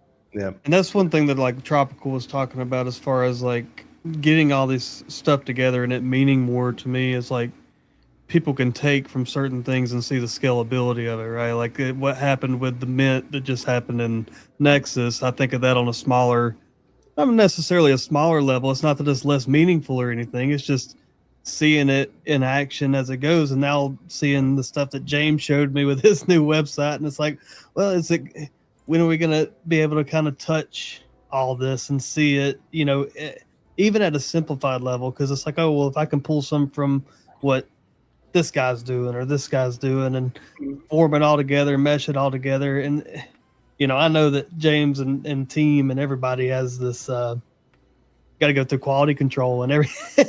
It's like, it's just so massive, dude. Like to me, it's like infinite is infinite. So it's very exciting to see how that's going to be navigated and see what there is no finished product, right? It just keeps building. So it's really exciting. Tropical, are you ready for me to pull this up? Are you good? All right. Yeah. Awesome. Yes. So I just have an environment here. So this is here in the ODK.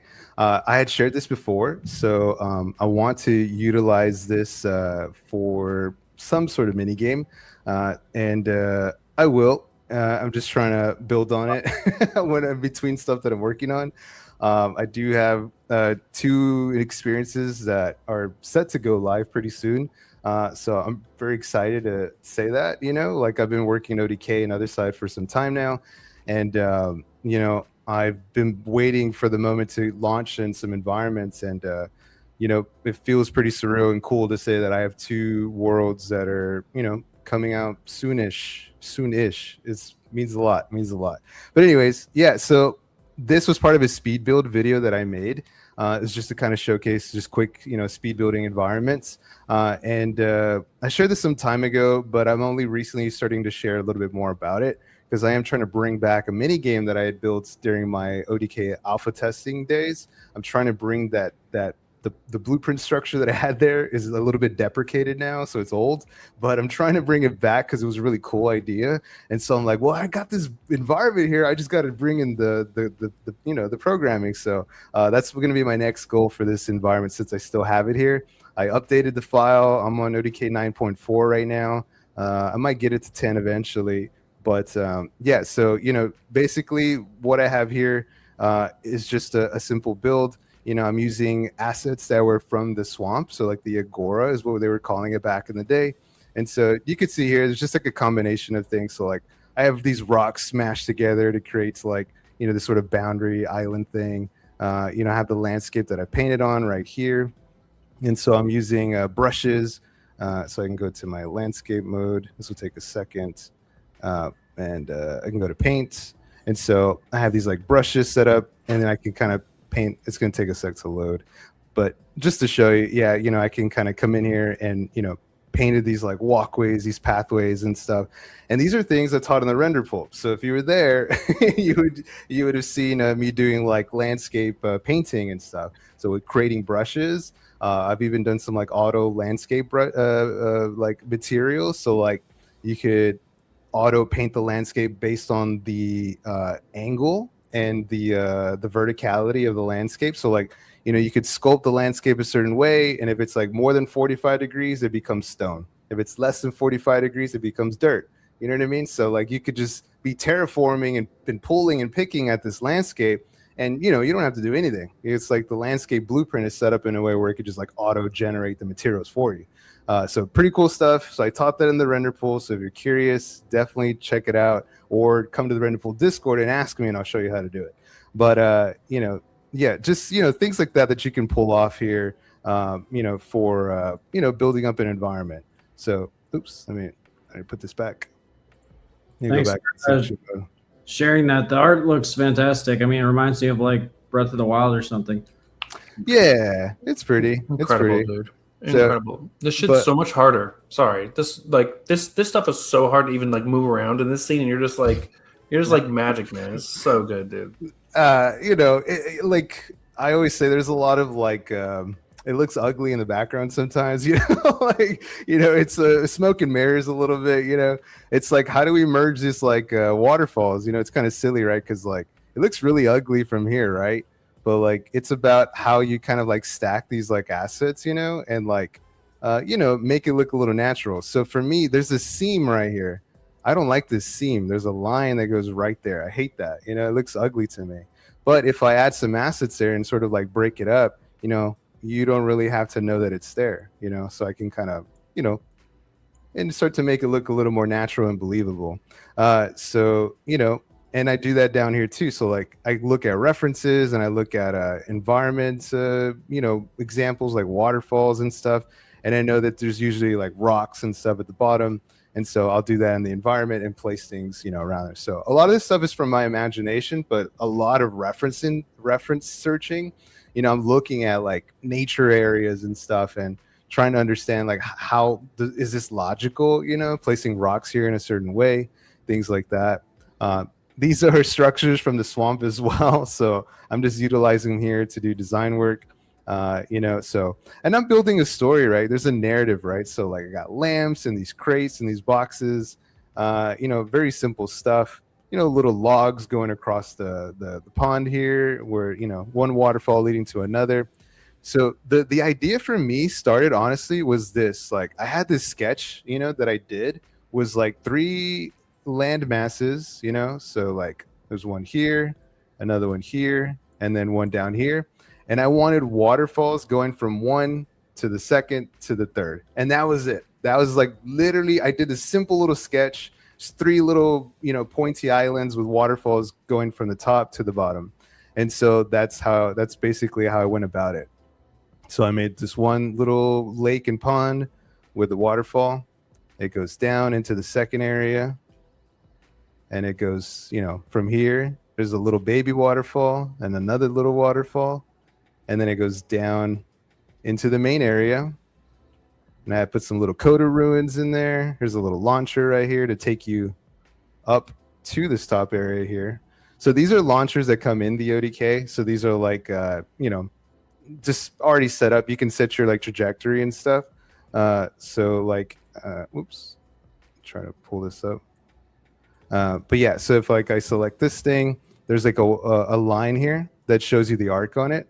And so you could essentially like, redirect that arc and like, churn it and stuff. So there's a destination point even up here. So I can set the destination exactly where I want it. So I can like select this, and then I can move this destination marker. So your character will land, wherever you place it. So when we're in, in the swamp, we take those launching pads, those little launchers, whatever. This is how they work. You know what I mean? You could set the arc. You see the yellow arc there. and then you could set the destination or the landing point. And so it's a nice, traversal type thing. And I even have like a portal over here. So once you reach the top, you could take this portal.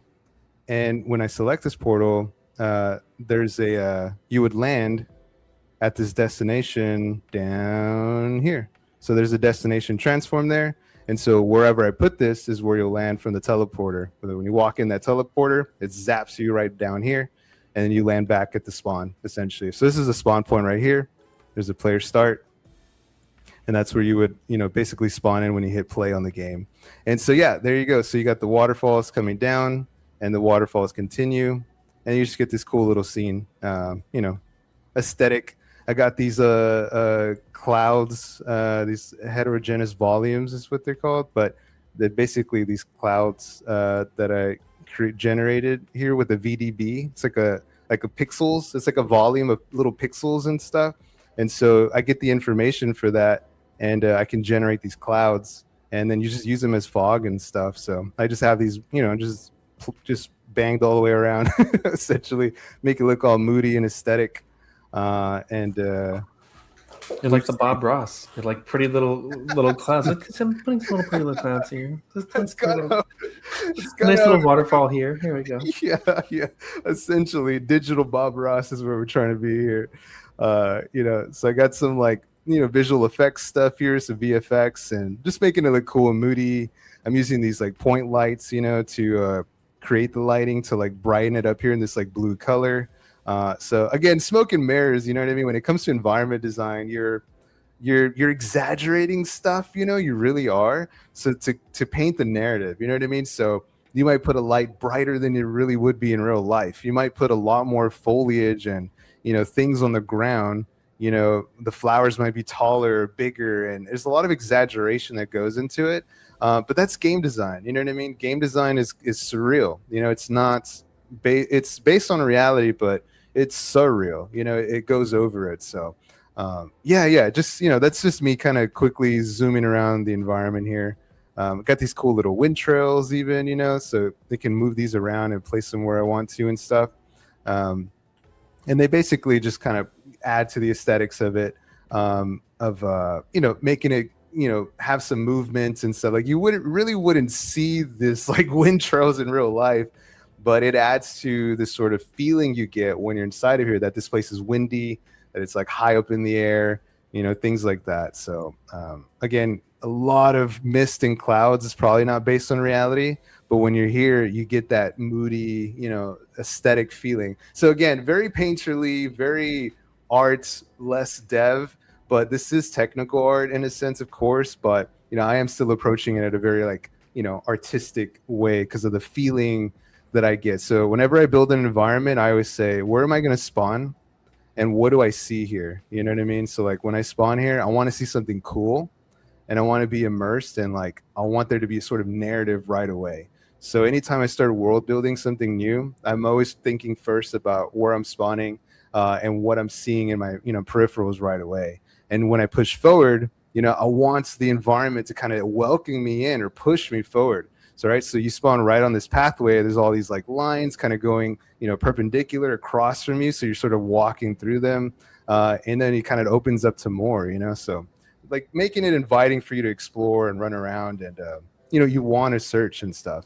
And quickly you start to discover things, and you're zip zapping across the map here and stuff to these portals and launchers and stuff. But yeah, anyways, that's just a quick little run through a build here in the ODK. So art-wise, ODK behaves much like normal Unreal Engine, so it's pretty cool.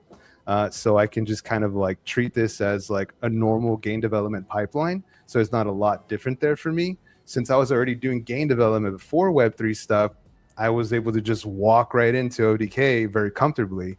I just had to learn this new blueprint setups, or system that they had going on. So yeah, right. So for me, game art was very comfortable to work with in ODK because there's not a lot of difference. It's just a blueprint setup that you would have to kind of learn and get a bit used to. So, but yeah, hope you enjoyed just a little quick run through of this environment. Thank That's you very awesome, much. dude. Yes, beautiful out there. The views are good. Yeah. I can't wait to play it. Yeah. Build a world. Yeah. So I've actually uploaded this to the dashboard, the ODK dashboard already. So it is up there. So I have run around it. It has been published on the ODK dashboard to play in. I have sent the link out. I actually had Crypto Angie. Me and her ran around in this to test it out. So that was a lot of fun and it works. So I don't know. More coming soon, I guess. We'll see what we build on it. So we'll see. We'll see. Thanks for the close look. G-Spot, you're welcome to hang around if you guys have more time. I probably have to take off here, but I wanted to ask, just give you the opportunity to tell people like what the render show is and when they can see it. Yeah, Render Pool is Tuesdays. Render Pool show is Tuesdays, 2 p.m. Eastern Standard Time. Basically, we're doing X Spaces right now, but we do Discord hangouts as well. We were doing bubbles for a while, but I think we might move into like Discord hangouts and just continue with the X Spaces. Basically, the Render Pool is basically the other side game dev community. So it's just community built, grassroots built, just like community for inspiring game development, answering game development questions pertaining to ODK and other side. And it's just kind of our way to bring people together that have been sort of loosely scattered for a while and to sort of just like demystify what the ODK is. That was the reason why I started it. There was a lot of confusion. It was like, what is ODK? How does this work with other side?